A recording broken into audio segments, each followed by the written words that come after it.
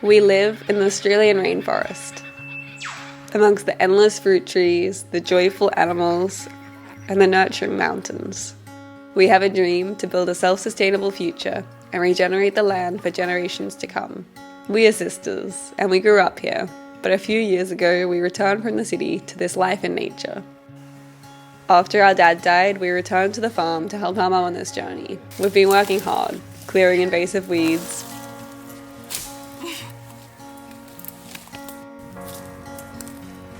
planting trees,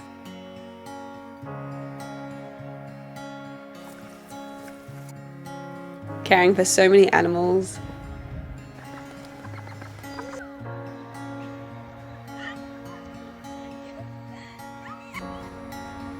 gardening, and building. We are so proud of all the work that we've achieved, the food that we've grown, the animals that we've cared for and watched grow up.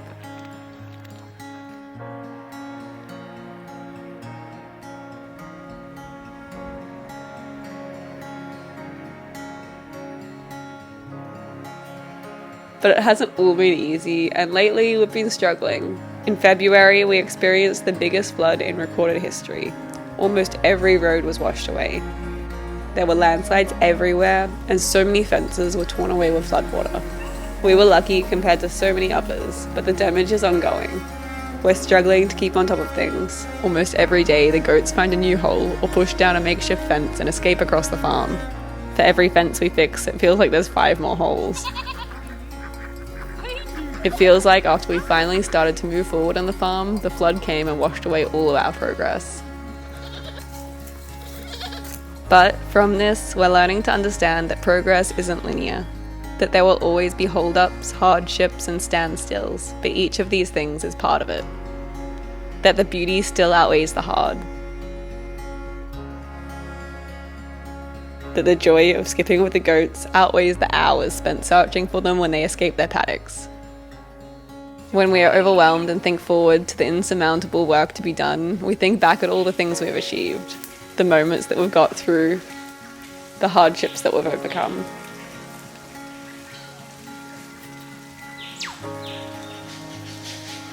It's the small things, like walking through the rainforest ferns or soaking in winter's sun. These are the moments when it all makes sense.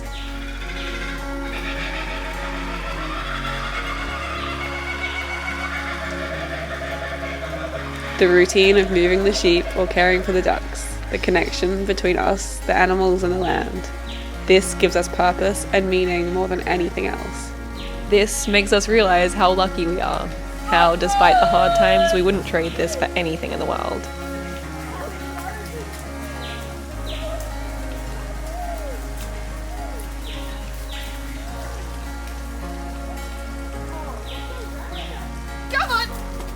With winter here, the grass begins to die and the sheep get hungrier, especially when we have less fenced paddocks since the flood. This makes them so naughty. When we try to move paddocks, they get too excited and instead run wherever they please. They are so funny as they run across the farm in every direction, but it means that this simple task of moving paddocks can take hours, running backwards and forwards trying to keep up with these bouncy rascals.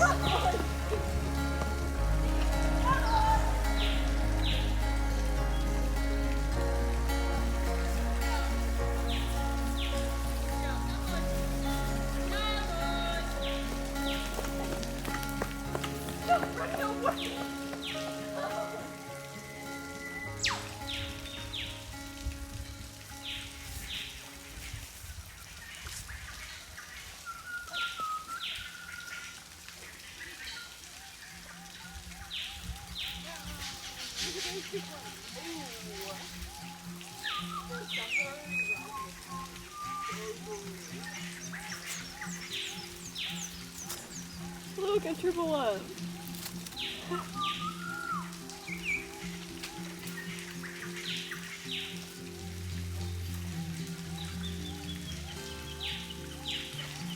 Oh, that's a good one. Oh, I'm jealous.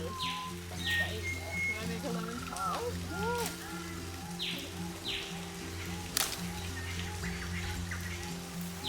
We lost a fence in the kiwi patch, so we have a temporary replacement here. But we have started to replace the whole fence now. It feels so good to finally move on.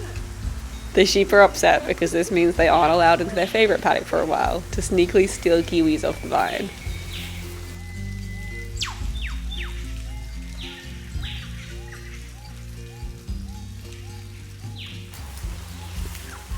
The creek was filled with flood rubbish and plastic, but we cleaned this area a few months ago. It feels so lovely to see the creek clean again. There is still so much more to clean up, but it feels good to see how much work we've achieved.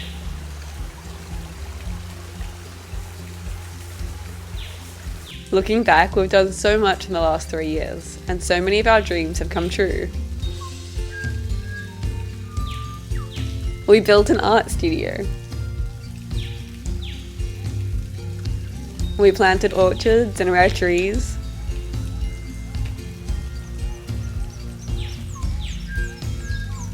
We've created so many things.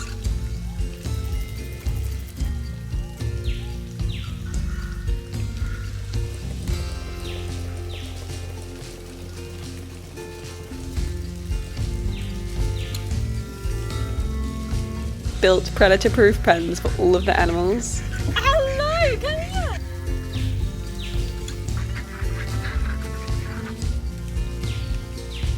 Continued to restore the rainforest, and planted a whole pollinator garden, watching so much biodiversity return.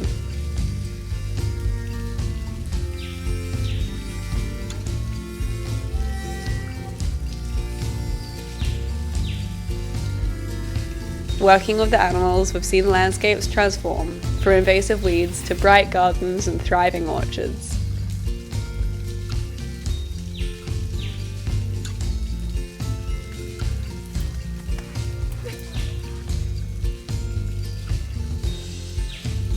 Connecting to nature, realizing the awe and wonder of the world lets us see so much hope and new life in everything around us.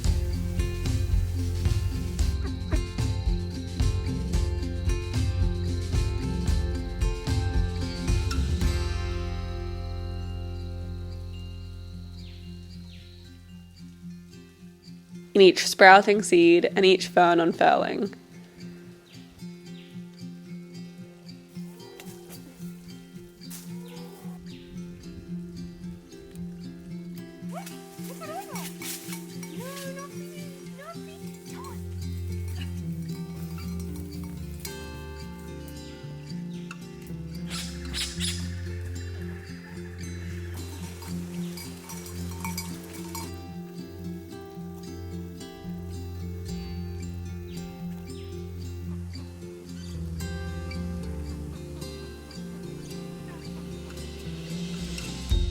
It feels like we've turned the corner now, and I'm excited to see what the future brings.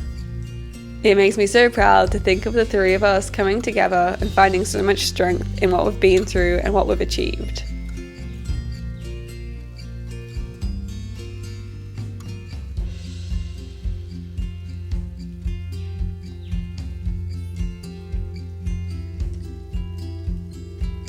An exciting thing that is happening is that I got a tiny truck. This has been a lifelong dream, and we're so excited to use it around the farm, in the garden, and picking fruit.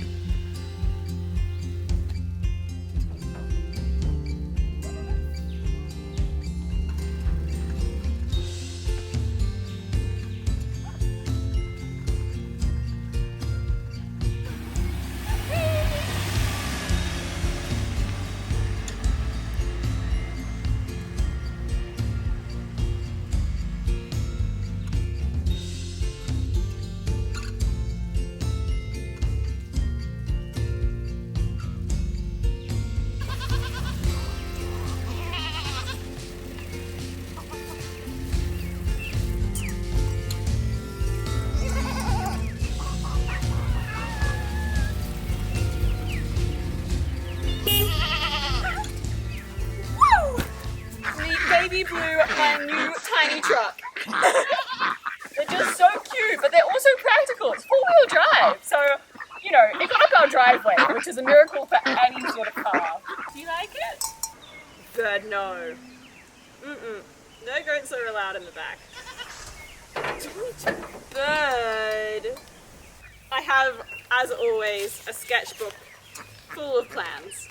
I imagine just a really lightweight, cute camper. So that bird, what are you up to? What are you up to? Stop eating it! I could, you know, drive it to waterfalls or camping spots or wherever and then camp the night there. But then it's also really practical because I can take it around the farm and, you know, get rocks to the pond or move garden stuff, which is exciting. So if I made a big back on it, I would just probably have it to here or maybe a bit up so that there's enough room to sit, because I might fill this with drawers. And then it would just probably go the length of the vehicle because it's the size of a double bed. And then cute windows at the back. I don't know. I'm excited to try something. But I do like the idea of just having it as a tray because then I can use it practically, you know, carrying things around and I don't have to wheelbarrow everything everywhere.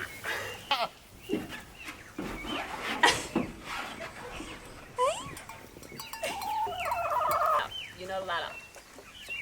Neither bird. You're so cheeky at the moment. You can't come up. This was my original plan, which when I think about it just weighs way too much. But I don't know, maybe like a really lightweight camper that I could take on and off or something like that could be cool.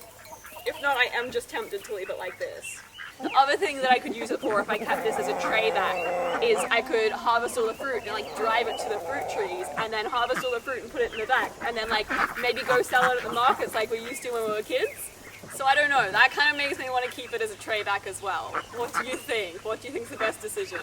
Julia's been trying to get her truck going for a while now. She wants to build a camper on the back of it. A big, normal scale camper.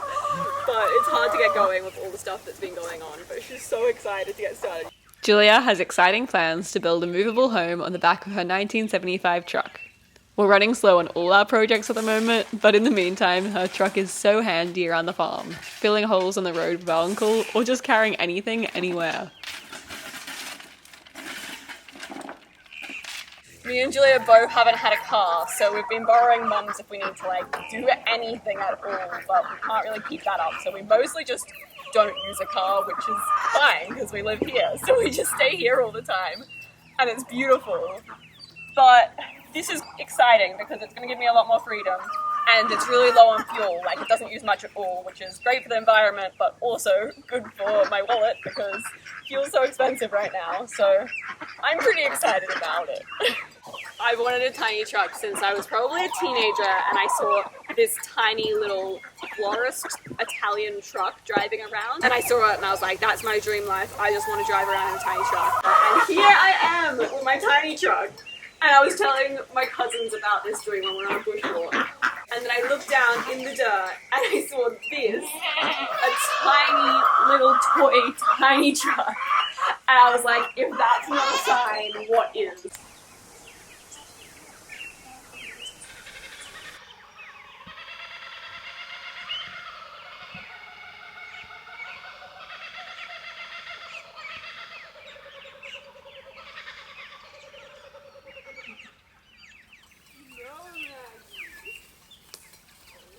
Big things like dreams of tiny trucks and small things like slow walks through the rainforest with the goats. These are the things that give us hope for the future. Things have been hard after the flood, and every job takes so much longer, like walking the goats through the makeshift fences and hoping they won't find a way out. But it's these struggles that have empowered us the most. It has made us realize that we can get through anything. When it was flooding, it felt impossible that the sun would ever shine again. But here we are, celebrating the dry season, looking back at the damage and realizing that we have a lot of work to do, but we've also come so far.